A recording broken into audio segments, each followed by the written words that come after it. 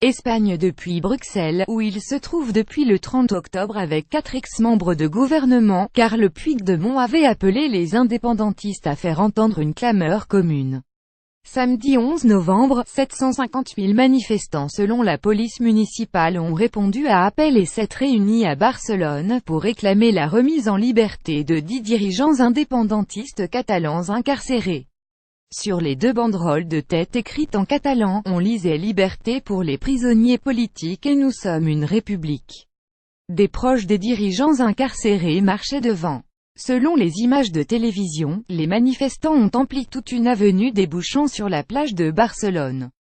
Ils brandissaient des pancartes SOS démocratie et de nombreux drapeaux indépendantistes ou scandaient le slogan « Liberté ».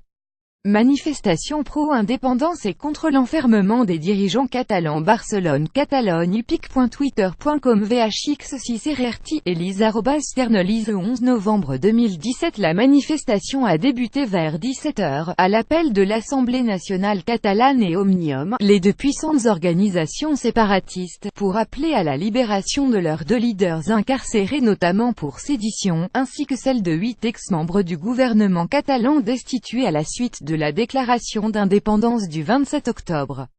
Front des Unis. Une tentative de remobilisation des troupes alors que les séparatistes se présenteront en Front des Unis le 21 décembre prochain, Carles Puigdemont n'étant pas parvenu à composer une liste commune aux 3 partis indépendantistes avant la date butoir du mardi 7 novembre. Un jeu d'alliance qui pourrait reprendre après les élections, entre les dirigeants séparatistes, dans le but de former une coalition majoritaire au Parlement catalan. En 2015, la coalition Ensemble pour le Oui avait réussi à rassembler les 2 principales formations indépendantistes, les conservateurs du PDE4, parti de Carles Puigdemont, et la gauche républicaine de Catalogne ERC. La candidature d'Unité populaire CUP d'extrême gauche s'était présentée seule. Au total, ces 3 partis avaient obtenu la majorité en sièges mais pas en voix, avec 47,8% des suffrages mais 72 sièges sur 135 au Parlement régional. Certains estiment qu'une candidature aurait profité aux indépendantistes dans leur ensemble, car la pondération des voix donne une prime au résultat le plus fort, selon Joan Botella, recteur de la faculté de sciences politiques de l'Université autonome de Barcelone. Après les élections, le PDE4 aura tout intérêt à rester au sein d'une coalition. Les DAGE prédisent en effet un effondrement à ce parti héritier de la puissante Convergence démocratique de Catalogne CDC qui a longtemps régné sur la région.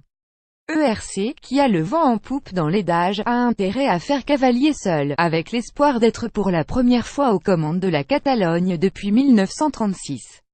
Les partisans de la Catalogne espagnole en ordre de marche. Sondage publié dimanche 5 novembre par la Vanguardia crédite LR de 45 à 46 sièges, le PDE4 de 14 à 15, tandis que la CUP obtiendrait, elle, entre 7 et 8 élus. Toujours selon ces DAGE, cités par Le Monde, LR et le PDE4 auraient pu espérer un meilleur résultat en reconduisant leur alliance. Par ailleurs, l'incapacité des 2 grands partis indépendantistes à se mettre d'accord avant l'élection pourrait entraîner une lutte interne pour le pouvoir de la région. Alors que les résultats s'annoncent une nouvelle fois très serrés entre indépendantistes et partisans d'une Catalogne espagnole, Mariano Rajoy a décidé de s'impliquer personnellement dans la campagne, en se déplaçant à Barcelone dimanche 12 novembre, au lendemain de la manifestation des séparatistes, pour soutenir ses candidats du Partido Popular. Autre adversaire emblématique des séparatistes, la maire de Barcelone Ada Colau a haussé le ton contre Carles Puigdemont, samedi 11. Elle l'accuse d'avoir mené la région au désastre puis de s'être réfugiée en Belgique, laissant la Catalogne seule face à l'incertitude.